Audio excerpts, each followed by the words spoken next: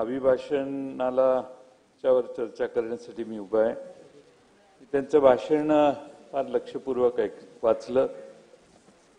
एक बाब लक्षात आली की राज्य सरकारने सत्तेवर येण्यासाठी जी आश्वासनं दिली त्या आश्वासनाच्या बाबतीत एक चकार शब्दही राज्यपालांनी आपल्या अभिभाषणात उल्लेख केलेला नाही। आपल्या लाडक्या बहिणीला 2100 रुपये द्यायचे आहेत, शेतकऱ्यांना दरवर्षी 15,000 रुपये द्यायचे आहेत, अशी एक 10 प्रमुख आश्वासन आहेत। त्याच्याबद्दल सरकारच्या राज्यपालांच्या भाषणात काही उल्लेख नाही। अध्यक्ष महोदय, दरवर्षी राज्यपालांच्या भाषणात एक कॉमन वाक्य असतं, ते म्हणजे दावोस मधील जागतिक परिषदेत आम्ही एवढी गुंतवणूक केली येते आपल्याकडे आणि आता त्यातून इतके रोजगार मिळतात। 2022ला 2,20,000 कोटी रुपयाची गुंतवणूक येणार होती, 4 लाख रोजगार अपेक्षित होते।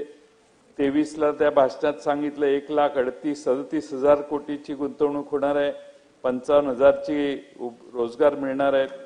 24 साली 3,53,000 कोटी रुपये येणार आहेत, 2 लाखाची रोजगार मिळणार आहे आणि आता 25 साली अध्यक्ष महोदय 15,72,000 कोटीची गुंतवणूक आहे आणि 15 लाखापेक्षा अधिक रोजगाराच्या संधी मिळणार आहेत। अध्यक्ष महोदय, 3 वर्षाचा 22 ते 24चा विचार केला तर महाराष्ट्रामध्ये 50 लाख तरुणींना रोजगार मिळणं अपेक्षित होतं। माझ्या माहितीनं फारसा रोजगार काही महाराष्ट्रात उपलब्ध नाही, उलट बेरोजगारी महाराष्ट्राची वाढली आहे। अध्यक्ष महोदय, गुंतवणूक आकर्षित करण्यासाठी 5,000 कोटी रुपये विविध योजनांना, उद्योगांना प्रोत्साहन योजना आम्ही आखली आहे, असाही उल्लेख राज्यपालांचा आहे। अध्यक्ष महोदय, कोणत्या उद्योगाला कशा प्रकारे मदत करणार याचा तपशील मात्र त्यात नाहीये। अध्यक्ष महोदय, माझं तर मत आता असं आहे की उद्योगांना प्रोत्साहन देण्याची गरज नाही। आता उद्योजक काय म्हणतात, आम्हाला फक्त संरक्षण द्या, प्रोत्साहन काही गरज नाही, संरक्षण द्या, स्थानिक गुंडांकडून आम्हाला संरक्षण दिलं तरी फार होईल। अध्यक्ष महोदय, किती लहान मोठा उद्योजक असला तरी आपापल्या कुवतीप्रमाणे त्याला पावत्या स्थानिक गुंड फाडायलाच लावतात आणि त्यातनं कुणालाही सुटका नाही। एवढी स्थानिक झुंडशाही झालेली आहे महाराष्ट्रामध्ये की संघटित झुंडशाहीमुळे अध्यक्ष महोदय छोट्या दुकानदारापासून मोठ्या उद्योजकांपर्यंत आज अध्यक्ष महोदय खंडणी द्यावी लागते। पैसे द्या ते द्याच, पण अध्यक्ष महोदय नंतर टेंडर पण त्या कंपनीचे किंवा त्या उद्योगाचे असतील तर ते स्थानिक नेत्यांच्या माणसांना देण्याचा दबाव आज उद्योजकांच्यावर असतो आणि त्यामुळे महाराष्ट्राचं वातावरण गुंतवणुकांना सोयीचं आहे का हे बघितलं तर शेजारच्या राज्यांपेक्षा फार कमी वातावरण आहे।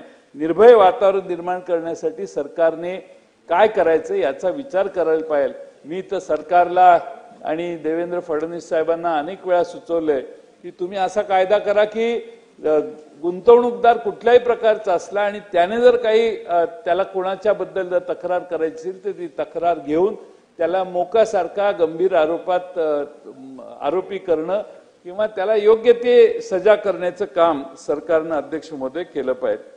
अध्यक्ष महोदय, मी या निमित्ताने एवढंच सांगेन की मगाशी एक विषय झाला व्याघ्र आणि माणूस संघर्ष कमी करण्याचा। श्यामाप्रसाद मुखर्जी जनवन योजनाचा भाषणात उल्लेख आहे राज्यपालांच्या। अध्यक्ष महोदय, मगाशी सांगितलं 400 वाघ झाले, 400 झाले हे असं नवीन वनमंत्र्यांनी सांगितलं, पण 400 वाघ कुणामुळे झाले, कोण त्याला कारणीभूत आहे? मला वाटतं सुधीर मुनगंटीवार त्याला कारणीभूत आहे आणि त्यामुळं सुधीर मुनगंटीवारांना मंत्रिमंडळातनं ह्या वाघाला बाहेर काढलं आणि आता हे सगळे जे महाराष्ट्रातले नवीन वर्षाच्या पहिल्या 19 दिवसात अध्यक्ष महोदय 8 वाघांचा मृत्यू झाला। त्याची काळजी कुणाला आहे का? पण हेही खरंच आहे की माणसांच्या बिबट्यांचा त्रास प्रचंड महाराष्ट्रात होतोय, त्याची काय व्यवस्था करणार? मुनगंटीवार साहेबांनी एक कमिटी नेमलेली होती, त्यात अनेक सूचना केलेल्या, त्या सूचनांचा काही अजून अवलंब झालेला नाही। मी वनमंत्र्यांना आपल्या मार्फत विनंती करेन की त्याकडे लक्ष देण्याची गरज आहे। आता अध्यक्ष महोदय, सरकार आमच्या लाडक्या बहिणींना सत्तेवर आल्यानंतर आता काम तर झालेलं आहे, त्यामुळे लाडक्या 10 ते 20 लाख लाडक्या बहिणींना योजनेतनं अपात्र करण्याची तयारी आता सरकारची चालू आहे आणि हळूहळू त्या संख्या कशी कमी होईल 2.5 कोटीवरून कसं ते 50 आणि 75 लाखावर संख्या येईल हे बघण्याचा प्रयत्न वेगवेगळ्या माध्यमातून सरकारमधले अधिकारी करतायत असं मला वाटतंय। आता एकदा पैसे दिले, इलेक्शन झालं, त्याच्या आधी 4 हप्ते झाले, 5 हप्ते झाले, महिलांनी बिचारांनी पैसे दिले, आता त्या यादीला टच करणं योग्य नाही। म्हणजे अगदी ग्राहक न्यायालय तरी ह्या महिला गेल्या की आम्हाला यांनी सांगितलं म्हणून आम्ही यांना मतदान केलं आणि आता असं आमचं अनुदान कसं काय बंद करतायत, तरी एखाद्या वेळी वेगळा निकाल लागू शकतो।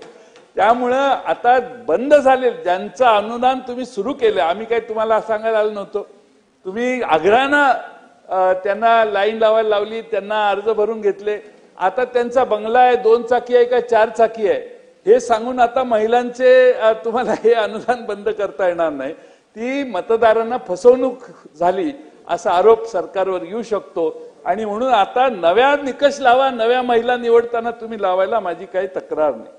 अध्यक्ष महोदय, काल राज्यपालांनी आकडे मांडले आणि महाराष्ट्राचे देशाचे एकूण स्थूल देशांतर्गत उत्पादनामध्ये 14% अधिक योगदान आहे असं सांगितलं, चांगली बाब आहे। पण अध्यक्ष महोदय 10-11च्या तुलनेनं आपण 1.2% खाली आलोय, हे तेवढंच लक्षात घेतलं पाहिजे। अध्यक्ष महोदय, आपल्याला माहिती आहे की नाही माहित नाही, अध्यक्ष महोदय गुजरात इथं इकॉनॉमिक ॲडवायझरी कमिटी आहे, पंतप्रधान मोदी साहेबांनी नेमलेली आहे, तिने दिलेल्या अहवालानुसार पूर्वी महाराष्ट्र अग्रेसर होतं पण आता गुजरात फार पुढे गेलेलं आहे असं मी नाही, पंतप्रधान नरेंद्र मोदी साहेबांच्या इकॉनॉमिक ॲडवायझरी कमिटीने हा अहवाल दिलेला आहे आणि आपल्या जीडीपी मध्येही आपण गुजरातच्या मागे गेलोय, बऱ्याच गोष्टीमध्ये आपण गुजरातच्या खाली सरकलोय, ही महाराष्ट्राला भूषणावह गोष्ट नाही आहे। आणि म्हणून अध्यक्ष महोदय मला चिंता आहे की आमचं गुजरात आणि इतर राज्य महाराष्ट्राला दिवसेंदिवस मागे टाकायला लागलेली आहेत आणि मोठ्या कष्टाने हे राज्य निर्माण झालं। या आधीच्या राज्यकर्त्यांनी प्रचंड मेहनत घेऊन महाराष्ट्राच्या विकासाचा गाडा देशात 1 नंबरला खेचून पुढे आणला। आता 2 नाही 3 इंजिन आहेत आता सरकारला आपल्या, आणि म्हणून अध्यक्ष महोदय तरी देखील आमची रेल्वे मागत जायला लागली आहे दुसऱ्या राज्यांच्या पेक्षा। त्यामुळे माझी विनंती आहे की ह्या 3 इंजिनच्या सरकारने आता आपल्याला महाराष्ट्र 1 नंबरला कसा आणायचा याची चिंता करण्याची आवश्यकता आहे। अध्यक्ष महोदय, या ठिकाणी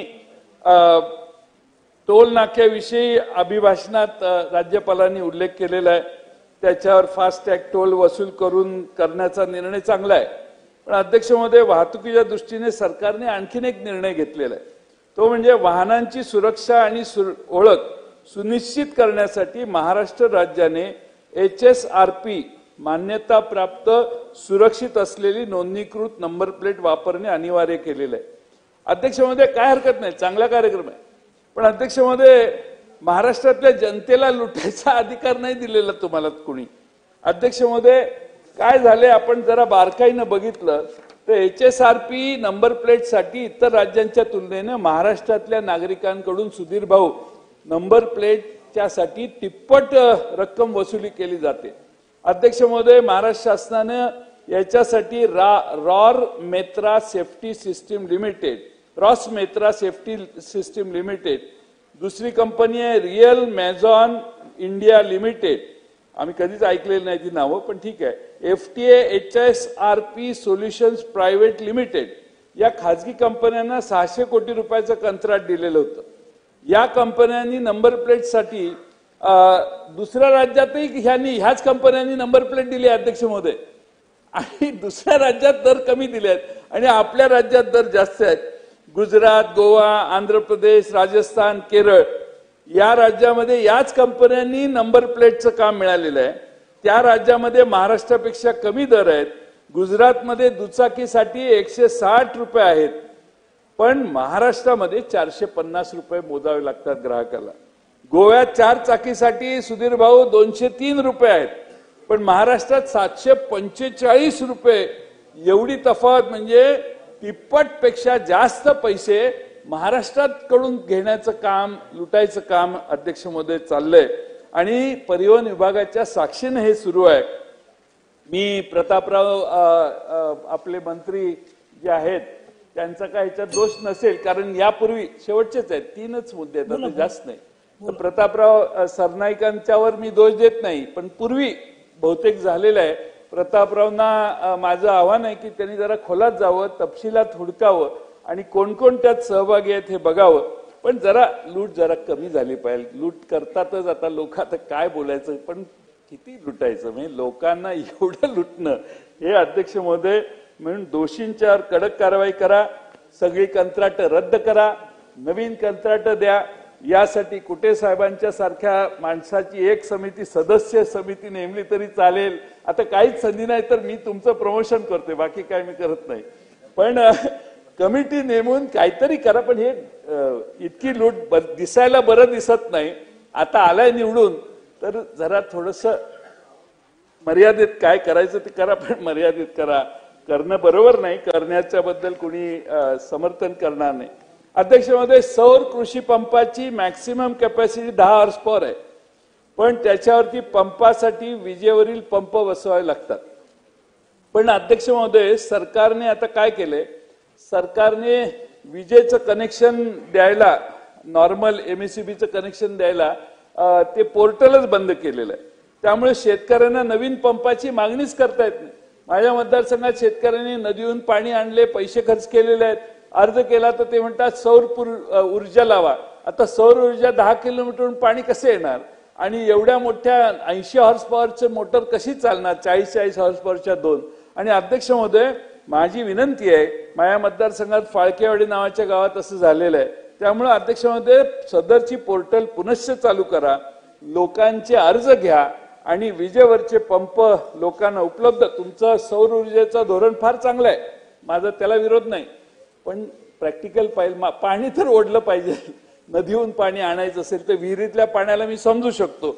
अध्यक्ष महोदय, आज या निमित्ताने मी आपल्याला एवढीच विनंती करण्यासाठी या ठिकाणी मुद्दा मांडतोय. अध्यक्ष महोदय, आपण खरं म्हणजे राज्यामध्ये गुन्हेगारीचं प्रमाण किती वाढलंय हे बघतोय. अध्यक्ष महोदय, आपण पुरोगामी विचाराचं राज्य आहे हे मी नाही, आता राज्यपालही म्हणायला लागलेले आहेत. अगदी अध्यक्ष महोदय, अलीकडे विचार मांडणंही जरा गुन्हा झालेला आहे. राज्यपाल महोदय म्हणाले की सर्व समाज घटकांना सोबत घेऊन सर्वसमावेशक प्रगतशील पुरोगामी विकसित महाराष्ट्र घडवण्यासाठी काम करणार. आम्ही स्वागत करतो याचं. पुरोगामी विचारसरणीनं राज्य चालणार असेल तर आम्ही त्याचं स्वागत करतो. अध्यक्ष महोदय, साहित्य संमेलन दिल्लीला झालं, त्यात तारा भवाळकर अध्यक्षा यांनी भाषणात परखडपणाने मत मांडलं. त्यांनी ठणकावून सांगितलं की तुम्ही पुरोगामी म्हणा की पुरोगामी म्हणा, पण आमची पुरोगामी संतांची भूमी आहे. जात पात पक्ष पंथ स्त्री पुरुष वेदांच्या पलीकडे आमचे संत पुरोगामी होते, हे त्या भाषणातलं ठळक विधान गाजलेलं आहे. अध्यक्ष महोदय, वारकरी संतांनी पहिलं मूल्य सामाजिक समतेचं दिलं. संतांनी जातीभेदाला ठामपणाने विरोध केला. संपत आलं. जया म्हणती नीच वर्ण स्त्री शूद्रादी हीनजन सर्वांभूती देव वसे नीचा ठाई काय नसे, असा रोखठोक सवाल अध्यक्ष महोदय एकनाथ महाराजांनी विचारलेला. ज्या स्त्री शूद्रांना तथाकथित उच्चवर्णीयांनी त्यांच्या संकुचित संस्कृतीतून वगळलं आहे, त्यांची बाजू संतांनी लावून धरलेली होती. त्यांच्या देवत्वाची आठवण करून देत समतेचं तत्व सांगितलेलं होतं. आणि म्हणून अध्यक्ष महोदय, पुरोगामी विचाराच्या महाराष्ट्रात मगाशी भुजबळांनी सांगितलेलं भाषण आपण ऐकलं. माऊली सोट धनगर समाजाचा बिचारा लातूरला त्याची नख काढून त्याच्यावर इतके आनंदित अत्याचार केलं. एका तिथल्या स्थानिक छोट्याशा प्रेम प्रकरणाचा विषय असेल का काय असेल, पण त्याची हत्या करण्यापर्यंत समाज गेला. अध्यक्ष महोदय, देवळात प्रवेश केला धनगर समाजाच्या कैलास गोविंदा बोराडे म्हणून भोकरदनच्या अनवा इथल्या ठिकाणी त्याचा अध्यक्ष महोदय सळ्यांनी, तापलेल्या सळ्यांनी त्याला वेगळ्या ठिकाणी चटके देणं म्हणजे इतके वाईट, मी आता फोटो बघितले, इतकी वाईट अवस्था महाराष्ट्रात. अध्यक्ष महोदय, धाडस कसं ह्या लोकांचं होतं. परभणीच्या सूर्यवंशीचं तर प्रकरण पोलीस स्टेशनमध्ये त्या बिचाराचा मृत्यू झाला.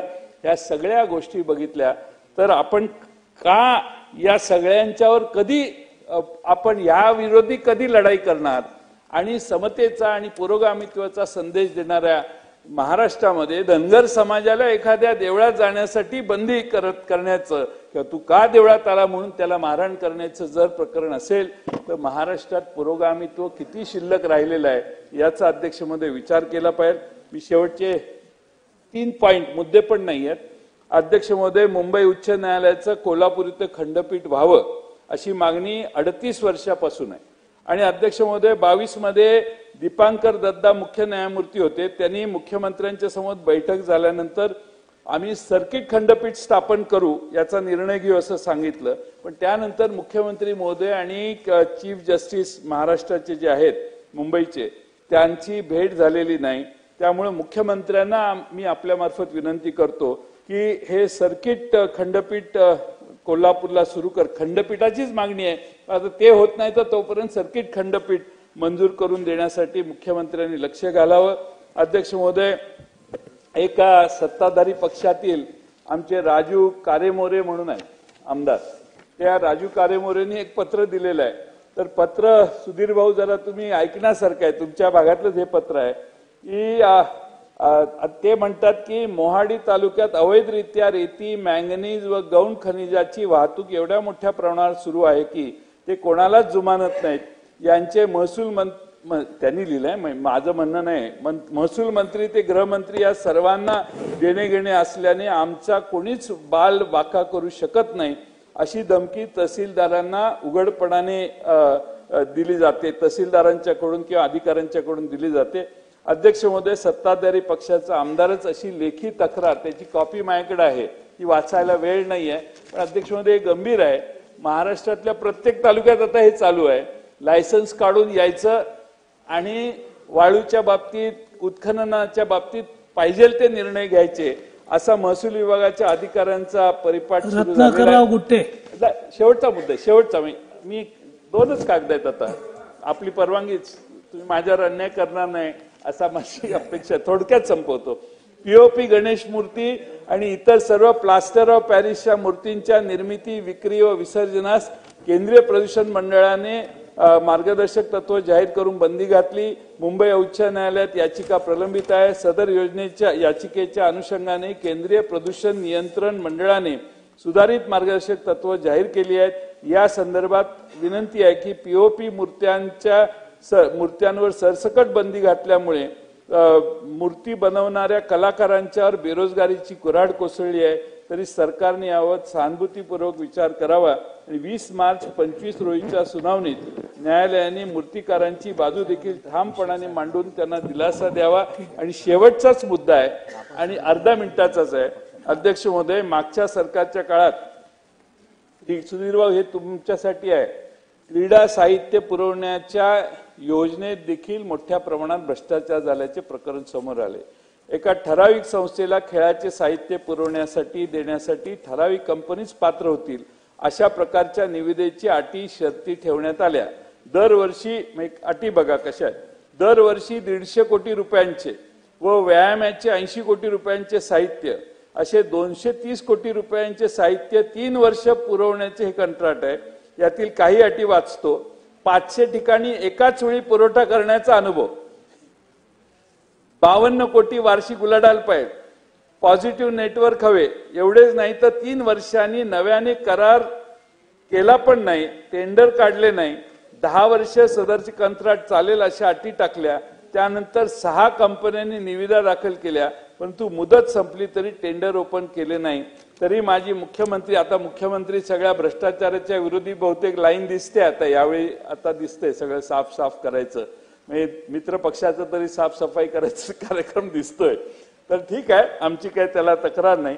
पण अध्यक्ष महोदय, या निविदा प्रक्रिया रद्द कराव्यात याच्यात आणि त्या बाबतीतला भ्रष्टाचार रोखावा अशी माननीय मुख्यमंत्र्यांना विनंती करतो. या भाषणामध्ये मी सुरुवातीला सांगितलं, सरकारने प्रचंड मोठी आश्वासनं महाराष्ट्रातल्या जनतेला दिली आहेत आणि उद्या माननीय अजित पवार हे आपला अर्थसंकल्प मांडतील त्यावेळी त्या आश्वासनातले सगळे पैसे बजेटच्या पहिल्या दिवशी दाखवतील आणि पुरवणी मागण्यांच्यावर त्याचा लोड टाकणार नाहीत अशी अपेक्षा करतो. खरं म्हणजे ते नाही आहेत, त्यांचं अभिनंदन करायचं आहे. महाराष्ट्राच्या इतिहासात त्यांच्या काळात सगळ्यात कमी पुरवणी मागण्या काल परवा त्यांनी 6,000 कोटीच्या दिल्या, म्हणून कमी पुरवणी मागण्या मांडल्याचा विक्रम केल्याबद्दल त्यांचं अभिनंदन करून मी माझे 2 शब्द पूर्ण करतो. गुटे साहेब. अध्यक्ष महोदय, आपण संधी दिल्या